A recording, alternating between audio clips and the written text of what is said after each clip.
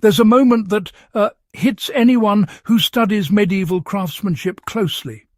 You look at a 1,000-year-old beam pulled from the frame of a church or a farmhouse, and you realize something isn't quite adding up. The timber is darkened, hardened, still carrying its shape, and often showing less rot than lumber harvested just a few decades ago. These beams have survived cold, damp, insects, storms, neglect, and still hold structural integrity after centuries. That's when the question rises: how did medieval carpenters do this without preservatives, paint, tar, or chemicals? The truth is that their methods weren't just techniques. They were, well, rituals. Carefully timed, seasonally precise, and guarded by guilds who understood that wood, like living people, reacts differently depending on how it's treated. Today, we're going to uncover that ritual. By the end of this guide, you'll understand the forgotten process medieval builders used to preserve wood for generations, and how you can apply the same steps today, whether for historical projects, off-grid building, or simple backyard experiments. The first part of the medieval ritual was choosing wood at the right moment, not just the right tree. To a medieval carpenter, cutting the right species wasn't enough.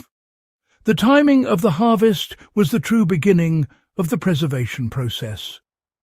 They understood that sap content, moisture levels, and insect attraction changed dramatically throughout the year. So they waited for the coldest stretch of winter before making the first strike of the axe. When a tree is dormant, its sap retreats deep into the roots. With less sugar in the wood, insects are far less attracted to it, and fungi have a harder time taking hold. Harvesting timber in deep winter wasn't superstition. It meant the wood dried more cleanly, shrank more predictably, and resisted rot far better. If you want to replicate this step today, it's surprisingly simple. Cut timber only during the coldest months in your region. If you live in a warm climate without freezing seasons, harvest during the lowest sap flow period, typically late dry season. You know, this single step can extend a beam's life by decades, and that's without a single chemical applied.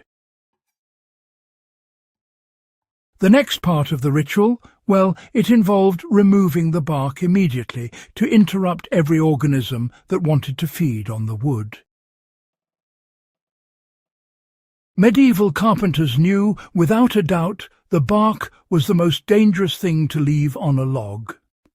It's where larvae hide, where moisture gathers, and where fungi begin their assault. You know, most modern builders don't realize just how fast rot can start inside those bark layers, even on freshly cut timber. That's actually why medieval workers stripped the bark the very same day the tree fell. They didn't just peel it, though. They went ahead and shaved the cambium layer right beneath it. The cambium is this thin, nutrient-rich film between the bark and the wood, and insects absolutely devour it. By removing it, carpenters removed the buffet line for every boring beetle in the forest. In modern practice, you can do this with a draw knife or even a machete. Just peel the bark clean while the wood is still wet. It takes a fraction of the effort compared to trying it days later. So, the result is timber, that dries evenly, hardens without moulding, and, well, becomes far less appetizing to insects. Now, the third step of the ritual was the slow-dry method that hardened the wood without cracking it. You see, medieval carpenters didn't stack lumber in open sun to dry rapidly. They knew, through experience, that fast-drying wood splits, twists and forms deep cracks that become pathways for water. Instead, they used a slow, shaded drying process called seasoning. Seasoning wasn't random. They stacked timbers with a very specific spacing and airflow pattern. Wood was never set directly on the ground. It sat on stone or raised beams.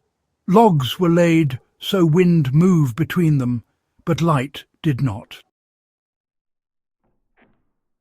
This allowed moisture to escape gradually. A modern builder can replicate this by setting up a shaded rack with open sides.